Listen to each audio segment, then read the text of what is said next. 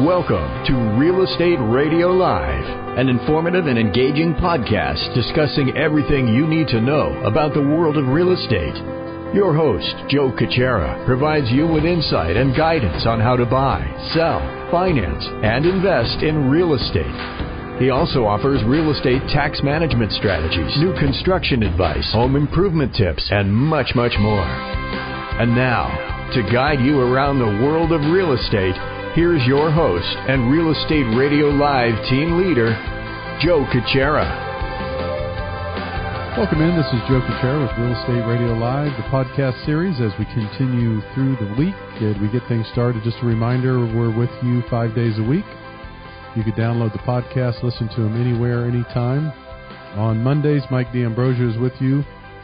On Tuesdays, it's Mike and I, and then Wednesdays, Thursdays, I do my independent show, and then on Fridays, Bobby and Buddy jump in, and we'll continue to give you all the information you need about real estate. Be sure to download the podcast. If you want more information, you can go to reradiolive.com. Before I introduce my guest and get started on our topic today, just a reminder, if you need any financing, any assistance in purchasing, refinancing, I could help you with that. Be sure to contact me at area code 408-838-9060, or once again, you can go to reradiolive.com. As we roll into the tax season here, we have one of the experts has been on the show several times before, and excited to have him on the podcast now. Has some very unique strategies in and around reducing property taxes and some strategies we're going to discuss today. I'm going to welcome in Bill Snyder. Bill, good to have you back. Well, thanks for having me, Joe. Good to have you here again, especially we're going to get you before the busy season starts. It's probably already started, hasn't it? It sure has. A lot of good information here. Bill is with Shannon and Snyder CPA. Bill, before we get on this topic, if you could just give our listeners maybe a quick overview of your background and a little bit about your kind of your daily roles and responsibilities with your firm. Sure. Shannon and Snyder was founded in 1994. I'm actually partners with George Shannon, who was my college roommate at Santa Clara University. And we have a general tax practice, do every kind of tax compliance work, individuals, partnerships, LLCs, corporations, trusts, and what have you. But during the real estate downturn, I got an eye towards the property taxes because there was opportunities for people to get refunds when the properties fell in values and their assessed values didn't fall with them. So I've kind of specialized in that over the last several years, and I've got some pretty interesting stories to tell you about that today. Yeah, no, this is interesting, and it's exciting. When you and I talked about this over a year or so ago when you're on the show, and so I know you're doing really well at it now, and you're getting more and more business. Now, is this, just to be clear, too, is this both commercial and residential, primarily commercial we're talking about? Yeah, it's exactly right. Okay. Generally, certainly in Santa Clara County, residential market is really high, and so you're not going to be getting property tax reductions, except for when you have new construction, which is when they reassess you for your new improvements, which is one of the topics today.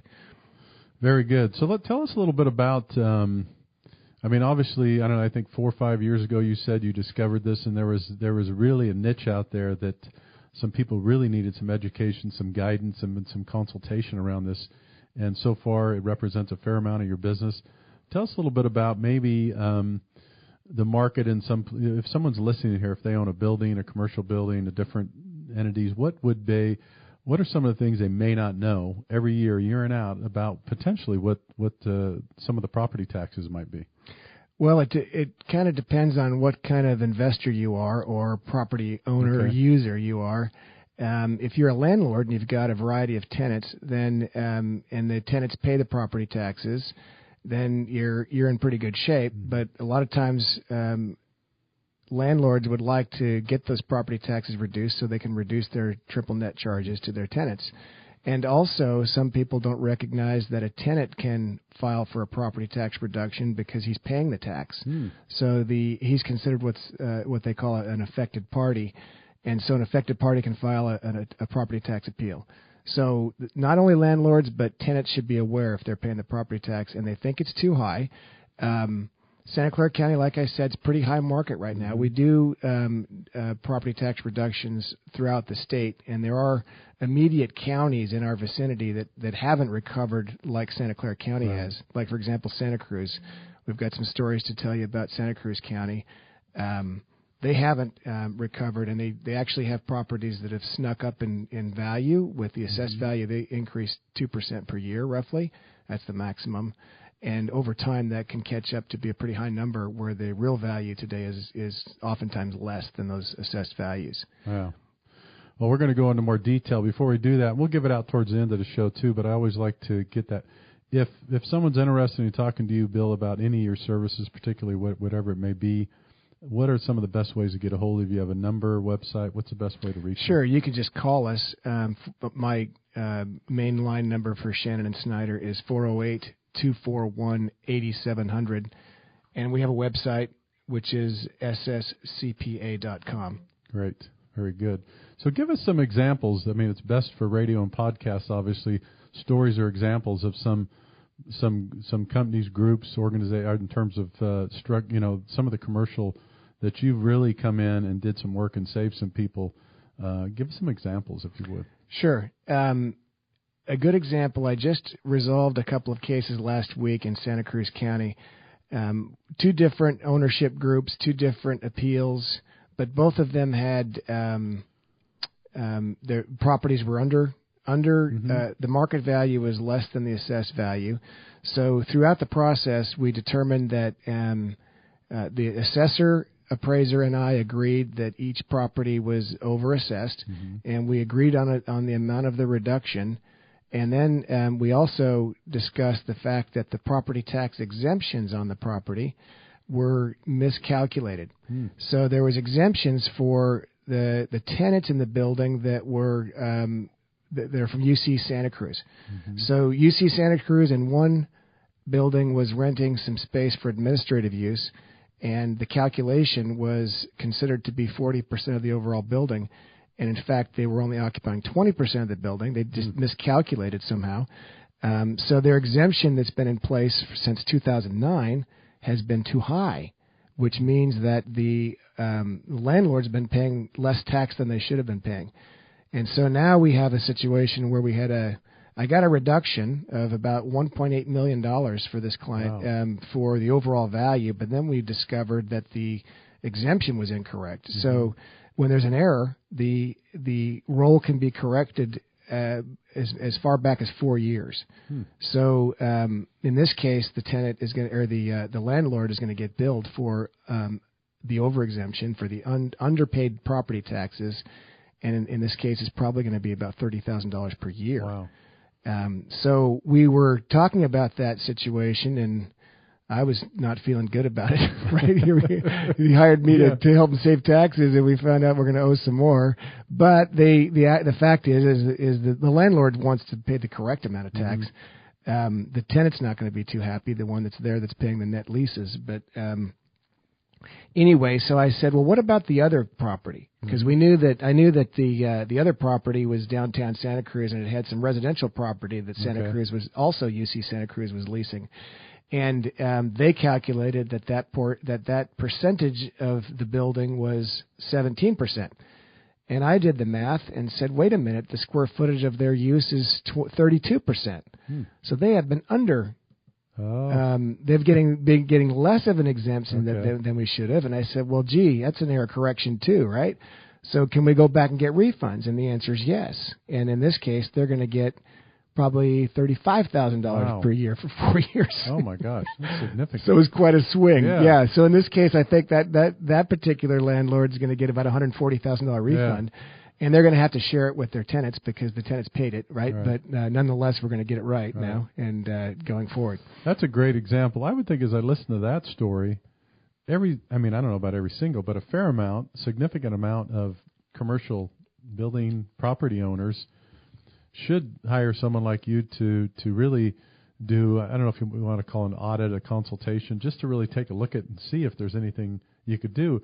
Does it, in some cases, Bill, does it take a lot of work and effort to find out if there's something there or not, or is that something fairly simple? Once you get your hands on the right information, you could determine that? It isn't that complicated to get a handle on it pretty quickly. So we do offer free property analysis. If somebody wants to send me their rent rolls and P&L for the prior year, so I can see what kind of income they're making. And we have the software that can help us evaluate market data. Okay. So we can look at it pretty quickly. We can find out if there's a problem or if they're overpaying. Well, that's great. So do you have? We're going to take a break here in a minute or so, and we're going to get in more detail. Do you have certain areas, certain counties? Obviously, your office is here in Santa Clara County, but I'm guessing that you would take cases or potential business in other counties too, or how far will you stretch that? We do. We handle anything in the entire state. Okay. I've got a good friend of mine who's in San Diego, and we collaborate on properties in Southern California, and he and I work together on up here. I work for him or with him on Northern California deals. But so there's the outside Santa Clara County. It's not the same robust environment that we're experiencing here. Right. So we do find opportunities in Sonoma County, along the whole Central Valley, where properties have been ticking up in assessed value with the annual inflation rate, and yet the market value hasn't kept up. So there are opportunities out there. But locally here in Santa Clara County, the hot item for appeals is new construction. Everywhere you go, you see new construction in Santa Clara County, whether it's homeowners or commercial properties, apartment buildings, and all those properties are getting new values on them when they're completed. Right. So that's the hot thing around here. Very good. All right, we're going to take a quick break. This is Joe Cachera with Real Estate Radio Live, the podcast series. I'm sitting alongside Bill Snyder. He is with Snyder and Shannon CPAs. We're talking about reducing property taxes and some of the strategies around it. We're going to take a quick break. We'll come right back to continue. For more information on today's program, visit reradiolive.com. That's reradiolive.com.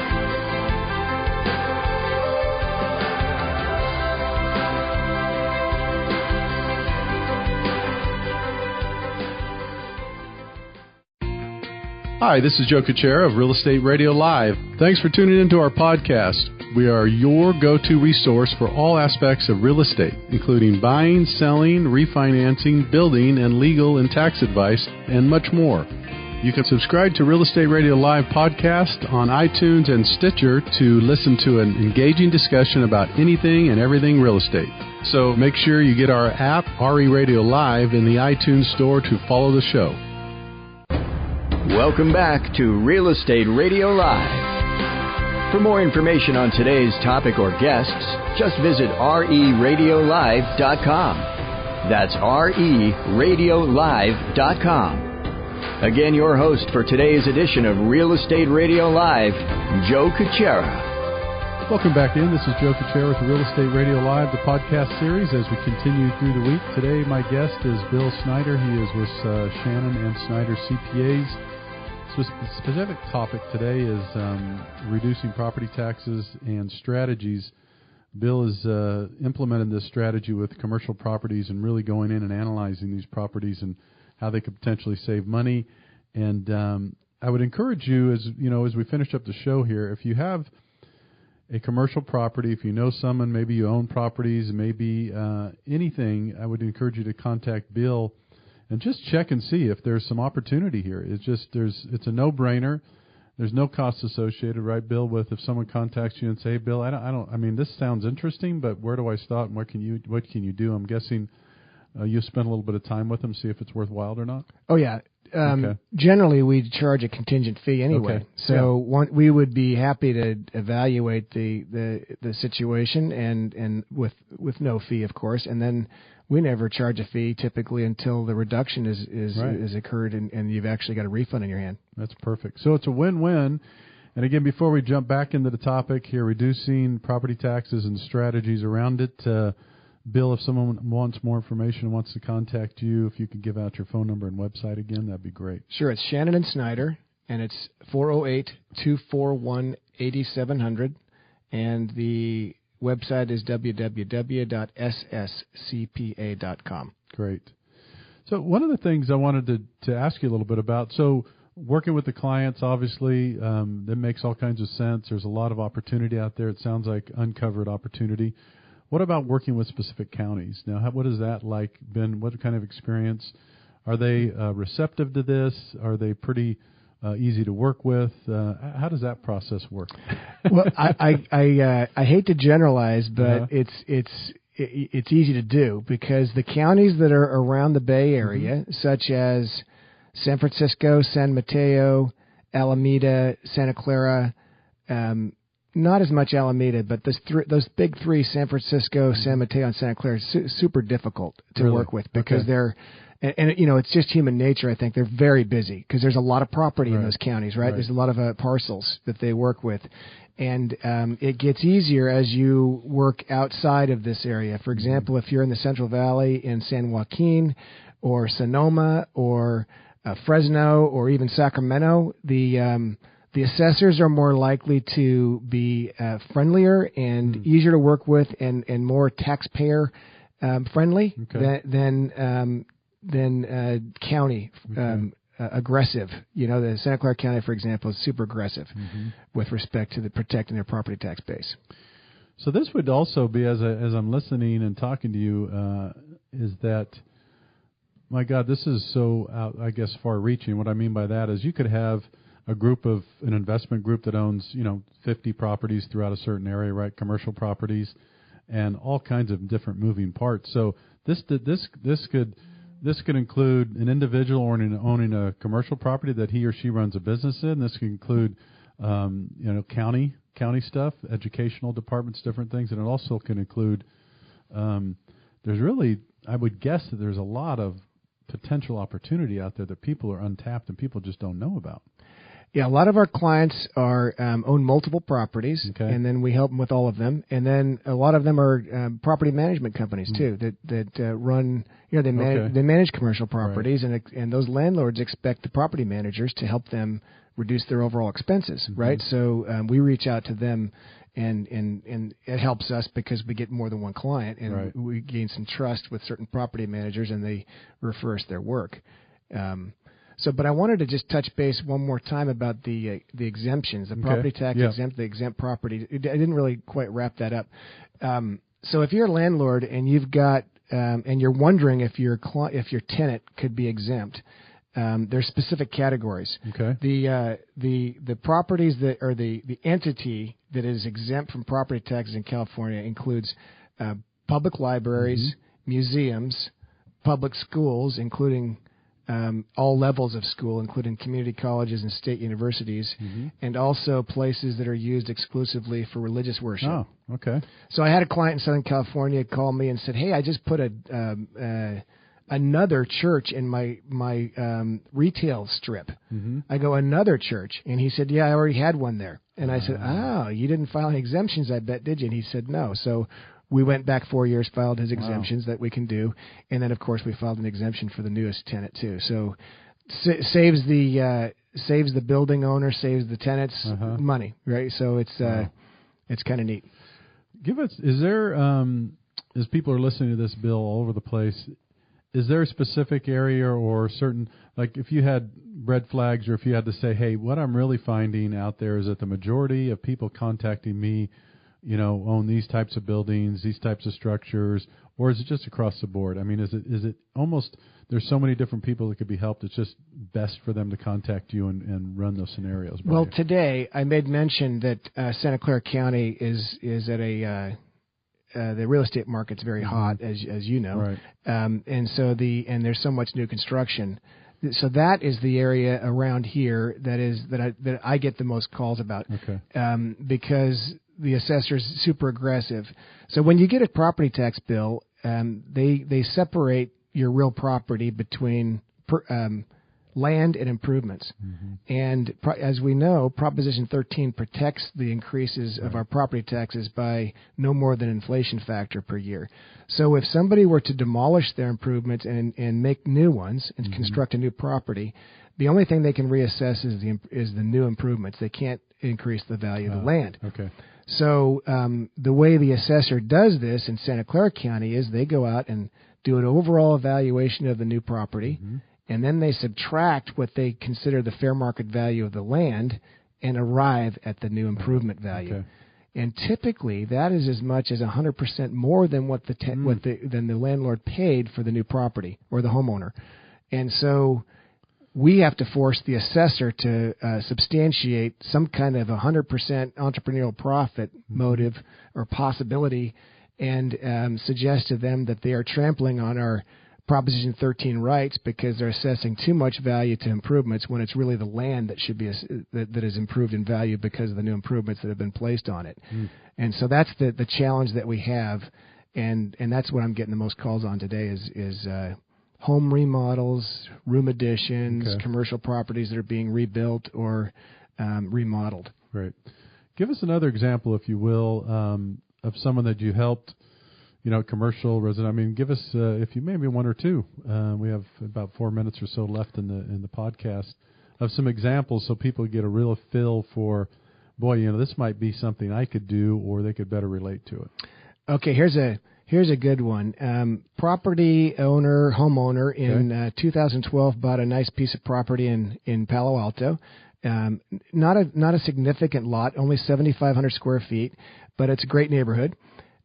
He paid $2.6 million for the property, and then he rented it to a third party for about 15 months, and then decided that he was going to demolish the home and build a new one. Well, the assessor originally allocated the property at $400,000 improvements and $2.2 million for the land.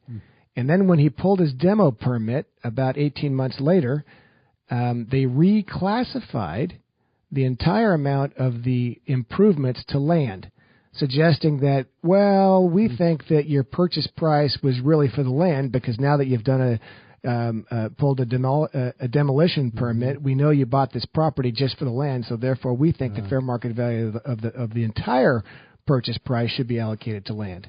So we appealed that, and then he built a new property on it.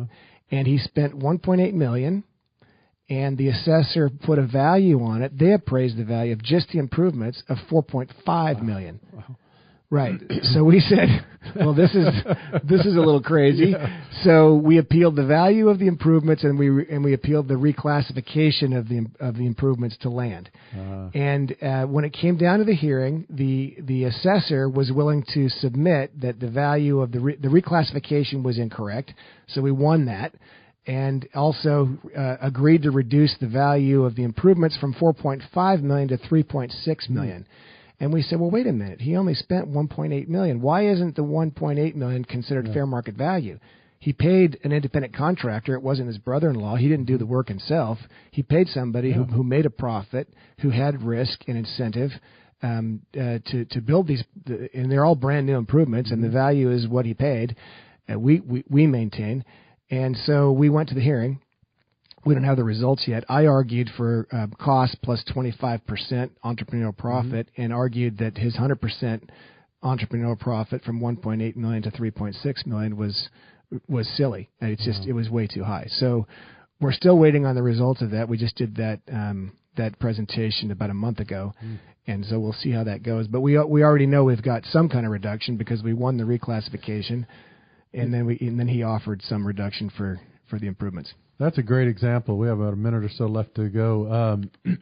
So it sounds to me, any developer, someone that's working on a new project, buys land, as you said, all of a sudden starts developing on it. Sounds like those are some potential for some really to take a look at, sounds like to me. Yes, and that's actually not a huge case. Okay. I mean, it's a big case for that homeowner, right? But I've got two big cases coming. One is a commercial property where it's a very similar situation, except that it's commercial property, but the landlord paid about $8 million for his improvements, and they valued him at $16 million. So again, we think that they're allocating too much value to the improvements and not enough to the land, and there's no support for 100% entrepreneurial profit. One more case before we go is an apartment building. As everybody knows, apartment buildings are hot because the lease value, the rents are so high. So what the assessor will do in this case is capitalize the income from these new buildings and, again, come up with an overall value and then reduce it by the land and come up with an outrageous amount for improvements, which just absolutely has to be appealed. And in our opinion, we have to fight those out. Right. So because we just can't let them assess what they wish. Yeah, very good. All right, we're running out of time. Bill, I want to thank you for your time. This is really, really good information, great benefits. If you want more information, again, contact Bill at sscpa.com or area code 408-241-8700. As usual, if you have any more information or if you want to contact us, it's reradiolive.com. Do us a favor, give us a review when you get a chance. Otherwise, until next time, take care. You've been listening to Real Estate Radio Live. For more information on today's program, visit reradiolive.com. That's reradiolive.com. Subscribe to our podcast. Discover more at reradiolive.com.